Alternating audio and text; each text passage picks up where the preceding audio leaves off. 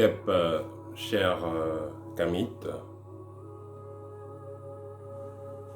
aujourd'hui c'est vendredi et je vais me faire un plaisir de répondre à vos questions, les questions que vous avez posées pendant le cours de la semaine. Et j'aimerais commencer par vous rappeler de liker, c'est important pour que la chaîne puisse être référenciée, pour qu'elle puisse être diffusée sur YouTube. Et je rappelle toujours que nous avons tous la tâche, chacun à son niveau, de veiller à ce que la nouvelle génération soit meilleure. Nous avons eu un développement spirituel collectif assez ralenti parce qu'on était tous, la plupart d'entre nous, nous sommes nés dans des familles chrétiennes ou musulmanes liées à des religions. Et nous avons, il y a de cela 5 ans, 10 ans pour certaines personnes, nous avons décidé de nous reconnecter à nos ancêtres, de retourner dans la voie du kémitisme. Il sera donc important pour nous de faire en sorte que la nouvelle génération soit meilleure que nous et qu'elle ne stagne pas et qu'elle ne perde pas son temps dans les religions imposées et qu'elle puisse voir les choses de la meilleure façon afin d'avoir une meilleure qualité et quantité de citoyens. Alors, je vais commencer donc à répondre à vos questions. Première question, comment purifier un vêtement? Ici, je pense que la personne veut parler des vêtements de seconde main. Et j'ai dit dans une vidéo, pour purifier un vêtement de seconde main, vous n'avez qu'à tremper ce vêtement dans de l'eau, dans lequel vous allez mettre 4 gros morceaux de citron. Parce que si vous mettez du sel, ça peut changer la qualité du vêtement ou teinter tout ça. Donc vous allez mettre dans le vêtement dans de l'eau froide et vous allez mettre 4 gros morceaux de citron avec la peau. Et le lendemain, vous allez donc verser l'eau et jeter les citrons. Voilà comment vous pouvez faire naturellement pour purifier vos vêtements. Deuxième question, une personne qui, ici c'est une préoccupation, quelqu'un qui dit qu'il y a un monsieur, il a couché avec une première femme et la femme a été débloquée. Ensuite, il a couché avec la deuxième femme et la deuxième femme a été débloquée. Qu'est-ce qui se passe? Il faudra comprendre que comme les hommes, il y a des hommes, comme les femmes, il y a des femmes qui apportent la chance et des femmes qui apportent la malchance. Il y a des hommes aussi qui apportent la chance, des hommes qui apportent la malchance.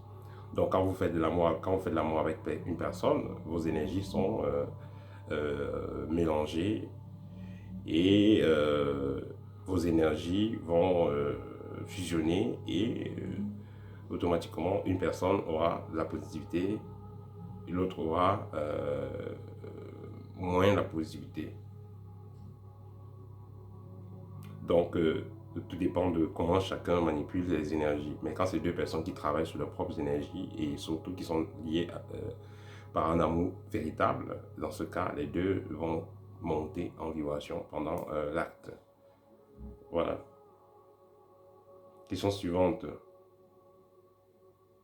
Est-ce que si vous êtes en contact avec vos ancêtres, ils vont aussi accepter que vous entrez en contact avec les divinités matiques pour votre évolution? Déjà, il faut comprendre que parce que vous êtes en contact avec vos ancêtres, ça ne veut pas dire que vous êtes interdit d'invoquer. Vous pouvez invoquer ce que vous voulez, le diable, tout ce que vous voulez. Mais ce qu'il faut noter, c'est qu'il y a le libre arbitre.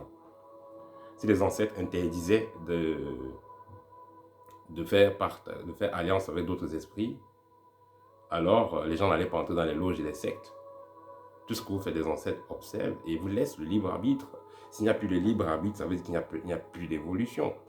Donc, il y aura toujours le libre arbitre. Les ancêtres vont vous laisser faire ce que vous voulez, mais ça sera plutôt déconseillé de entrer en contact avec les divinités qui sont négatives. Voilà. Donc, si vous êtes en contact avec vos ancêtres, vous pouvez entrer en contact avec qu'est-ce que vous voulez, mais il y aura les conséquences. C'est ce qu'il faut savoir. Vous êtes en contact avec vos ancêtres, vous entrez avec certaines divinités. Soit les ancêtres vont continuer à fonctionner avec vous, soit les ancêtres vont vous tourner le dos. Donc, si vous êtes en contact avec vos ancêtres, ils ne vont donc pas vous interdire d'entrer en contact avec des divinités, qu'elles soient matiques ou pas. Il faudra juste comprendre qu'il y aura des retombées, il y aura des résultats, voilà, des réactions.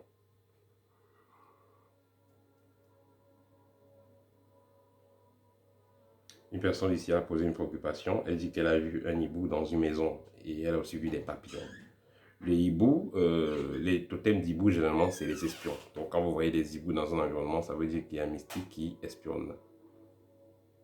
Il peut se connecter donc à cet hibou pour espionner. C'est l'espionnage.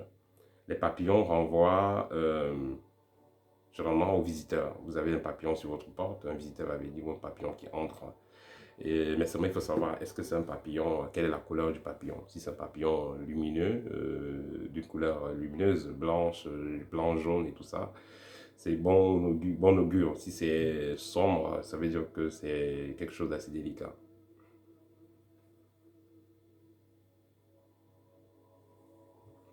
Les signes que vous portez une entité totémique. Vous avez les bruits dans le corps, vous avez les mouvements dans le corps. Vous avez, et cette entité totémique va influencer votre champ magnétique.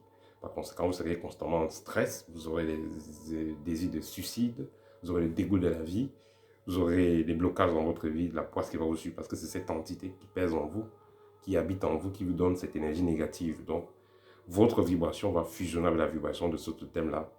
Puisque c'est une identité du bas astral, automatiquement, vous aurez des blocages dont la vie sera merdique. Et non seulement ça, vous aurez des douleurs dans le corps, vous aurez, et constamment, vous aurez des cauchemars. Parce que cette entité va prendre constamment contrôle de votre corps et va vous orienter dans les mondes de cauchemars, dans les dimensions de cauchemars, dans le bas astral en fait. Voilà comment savoir si vous avez une entité totémique. Et quelqu'un a posé la question, est-ce que le rituel de l'œuf va vous aider de vous débarrasser de l'entité totémique? Non, pas du tout. Vous avez une entité totémique, contactez-moi, je vais vous dire qu'est-ce qu'il faut faire. Il ne suffit pas de prendre l'huile rouge, de prendre des petites astuces là, ça n'aide pas. Et si vous enlevez même par hasard, celui qui a mis va essayer de remettre. Vous qui m'écoutez, si vous avez déjà eu une possession d'entité totémique, vous allez confirmer ce que je suis en train de dire. Quand vous enlevez une entité totémique, celui qui a mis essaie de venir remettre parce que celui qui a mis, c'est directement le même jour que vous avez enlevé, il est vibré, il sait que vous avez enlevé. Et il va revenir remettre. Et quand vous avez une entité totémique, si quelqu'un essaie d'enlever cela et la personne n'est pas préparée, la personne va écoper, la personne sera frappée dur.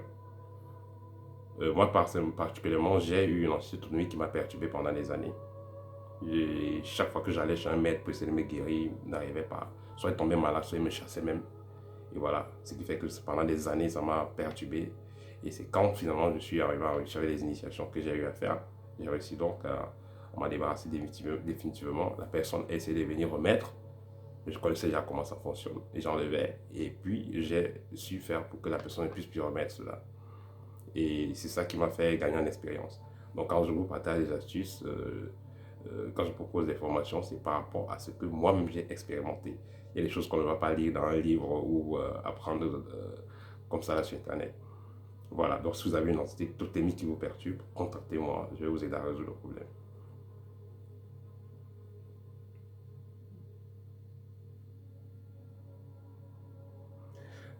Quelle astuce pour se protéger pendant les rapports sexuels? Donc, comment protéger son énergie pendant les rapports sexuels? Est-ce que le préservatif aide?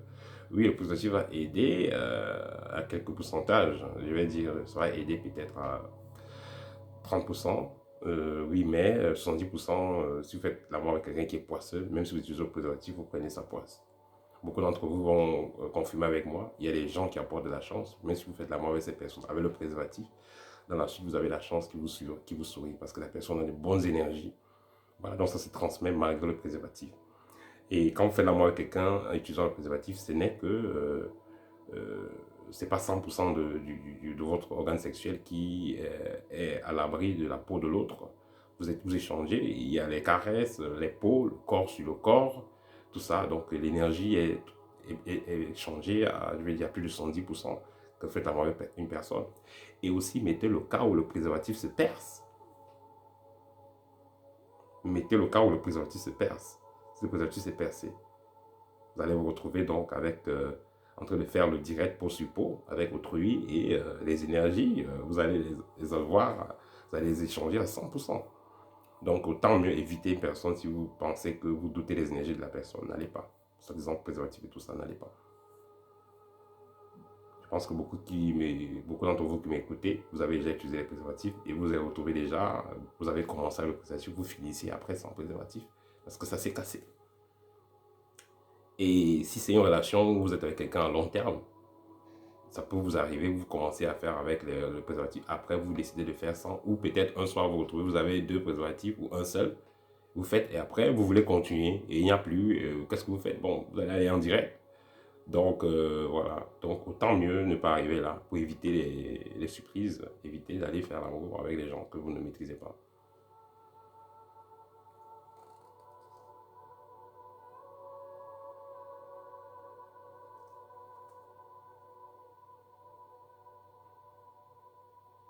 Question suivante, si nous avons développé des capacités spirituelles dans cette incarnation, doit-on recommencer à zéro dans la prochaine réincarnation? Non.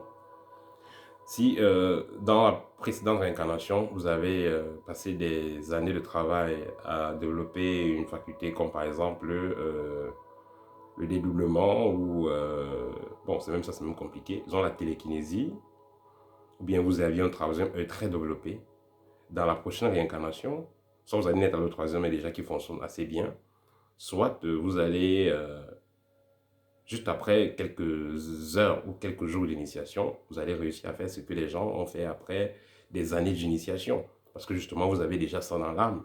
C'est pourquoi je vous dis toujours que l'initiation que vous faites, ça reste dans l'âme et l'âme est éternelle. L'âme, chaque fois qu'elle se réincarne, elle revient avec tous les prérequis, avec tout ce qu'elle a déjà développé dans d'autres réincarnations. Il suffit juste d'un claquement de doigts, d'une initiation symbolique même déjà, et tout se réveille en vous. Donc, c'est pourquoi je vous dis toujours que le meilleur investissement que vous puissiez faire, puisque vous êtes des êtres, nous sommes des êtres éternels, immortels, nous avons l'âme, le meilleur investissement que nous pouvons faire, c'est dans notre spiritualité, c'est notre développement personnel, notre développement spirituel. Le matériel, les voitures, les maisons, tout ça, ça reste, mais toute la connaissance spirituelle que vous avez développée, ça reste au niveau de votre âme et ça va vous servir dans la réincarnation précédente, suivante. Voilà. Question suivante. Le retour à l'expéditeur a-t-il des conséquences karmiques? Oui, et effectivement, vous n'avez pas besoin de faire le retour à l'expéditeur. Si on a réussi à vous attaquer, à vous dominer, c'est parce que vous avez été faible. Donc, à vous de travailler pour vous fortifier et comprendre comment est-ce que le sorcier a fait. Considérez les attaques comme des leçons. Une fois que vous ne serez plus victime des attaques, ça veut dire que vous avez atteint la maturité. Et donc, si vous passez dans le temps à vouloir punir ce que vous attaquez, faire du mal à ce que vous attaquez, vous allez vous mettre dans le sale drap. Je vous avais parlé d'un cas où euh, des enfants d'une maman ont brûlé leur propre maman, soit disant que leur maman est sorcière. Vous brûlez votre papa, vous tuez votre papa parce qu'il est sorcier, vous allez vous retrouver, vous allez payer un karma très lourd. Qu'est-ce que vous dit que ce parent-là n'est pas dans sa mission?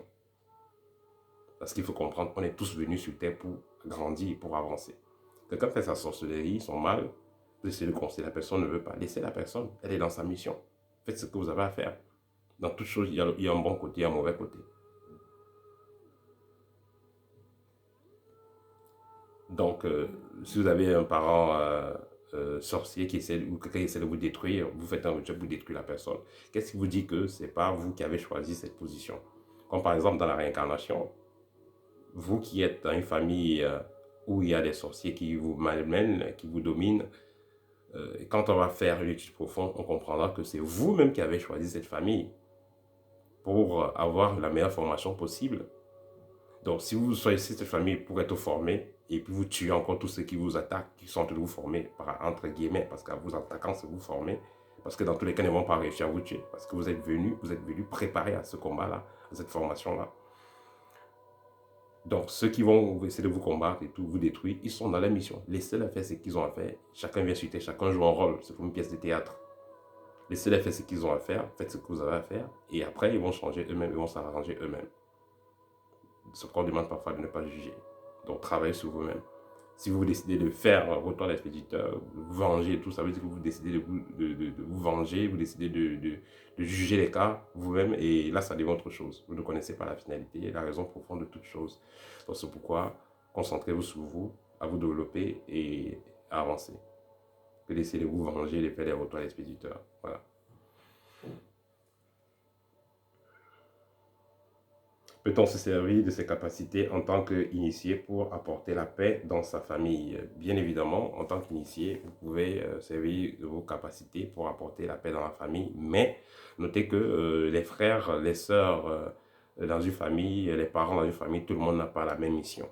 Chacun vient pour quelque chose de précis. Et essayez de vous améliorer, vous apporter le bien comme vous pouvez, mais ne forcez pas. Parce que quand la mangue n'est pas prête, elle n'est pas prête. Quand le macabo n'est pas prêt, il n'est pas prêt. Quand un fruit n'est pas prêt à être mangible, le manger, soit ça vous donne la diarrhée, soit ça peut vous donner un problème de santé très compliqué. C'est la même chose. Vous avez des frères et sœurs, s'ils ne sont pas prêts par rapport à votre enseignement, par rapport à votre lancée, laissez le temps venu, ils comprendront ce que vous êtes en train de faire et vous suivront. Mais si vous voulez forcer les choses, vous allez tout gâter. Voilà. Donc, si vous avez des membres de la famille, par exemple, qui sont kémites, vous êtes kamites et vous avez des membres de la famille qui sont chrétiens, musulmans ou dans d'autres choses et ne veulent pas, ne s'intéressent pas au kémitisme, il n'y a pas de problème. Concentrez-vous sur ce que vous avez à faire et ils verront avec le temps que vous êtes dans une bonne voie et ils vont essayer et ils vont aimer et ils vont rester. Mais si vous voulez les imposer, faire les bras de fer, la guerre et tout, vous allez perdre votre temps et vous allez même faire les frais contraires.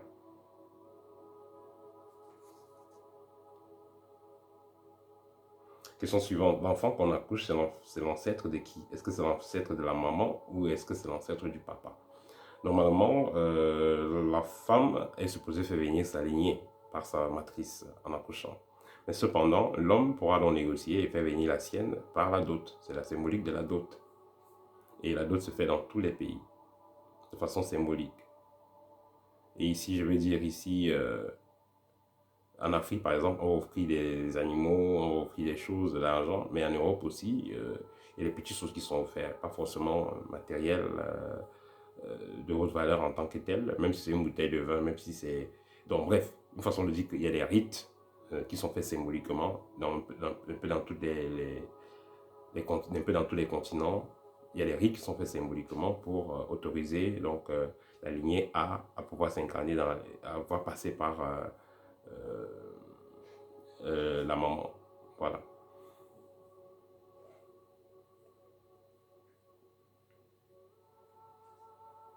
Question suivante. De quelle énergie, de quelle entité s'inspirent les kamites? Les kamites s'inspirent de la nature parce que la nature, c'est le livre des livres. Toutes les sagesses, tous les proverbes, tout ce qui était créé à l'époque par les sages était toujours inspiré de la nature. Donc, quand vous voyez l'avion, l'avion ressemble à un oiseau, le bateau qui ressemble à un poisson, ainsi de suite. Donc, c'est l'observation qui a fait que l'être humain puisse créer tout ce qui existe. Donc les kamites vont s'inspirer de l'observation. Voilà. Donc c'est l'observation qui a créé tout ce qui existe et le kamite va s'inspirer de l'observation.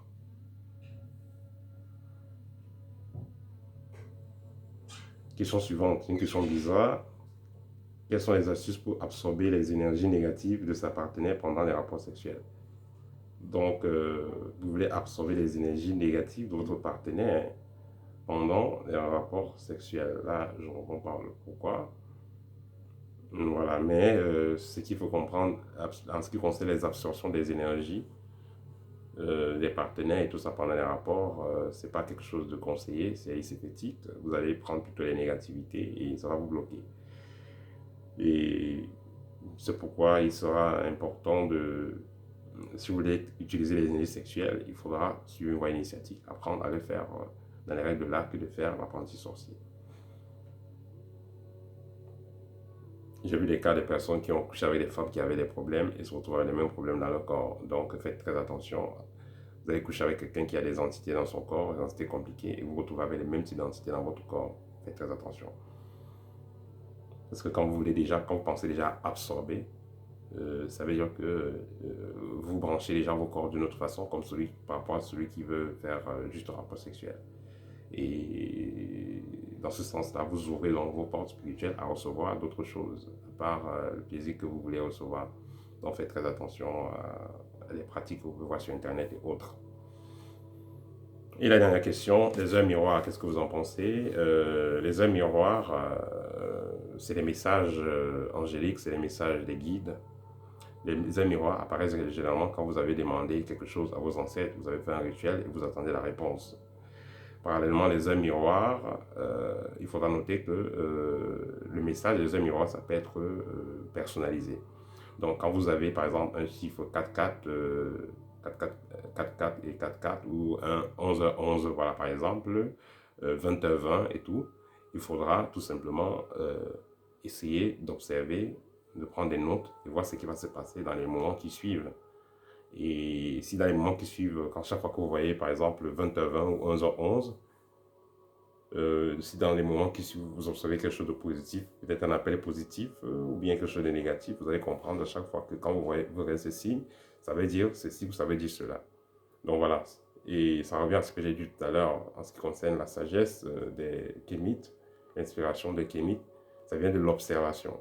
Donc, ce que nos ancêtres ont toujours fait et ce que nous devons toujours faire. Donc, si vous avez des signaux, vous prenez le temps d'observer. Vous savez, le monde dans lequel on vit, c'est totalement en désordre, de telle sorte que on a habitué les gens à toujours être distraits et non pas le temps d'observer.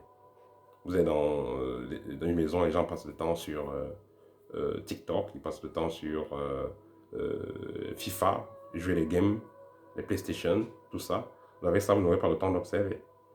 Le sage, qu'est-ce qu'il faisait le soir? Il est à sa cour, il observe la nature, il observe les oiseaux, il peut-être joue avec son ami, il joue peut-être au songo ou quelque chose de calme. Mais ça, c'est pas tout le temps, mais beaucoup plus c'est dans l'observation. Voilà. Tandis que de nos jours, les gens vont rester à la maison devant les appareils électroniques et tout ça. C'est pas la même chose. Voilà, donc il faut prendre le temps aussi pour soi, le temps d'observer autour de soi et de comprendre qu'est-ce qui se passe et voilà. Voilà, ça c'était tout pour les questions que vous avez posées.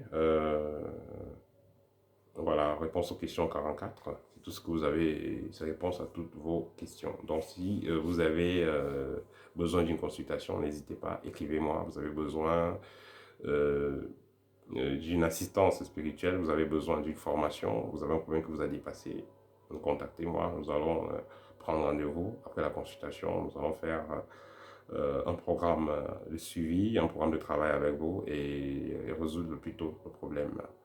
Je rappelle que tout se passe chez nous de façon confidentielle et tout se passe en privé. Au TEP et à très bientôt. N'oubliez pas de partager, n'oubliez pas de liker. Bon week-end à tous.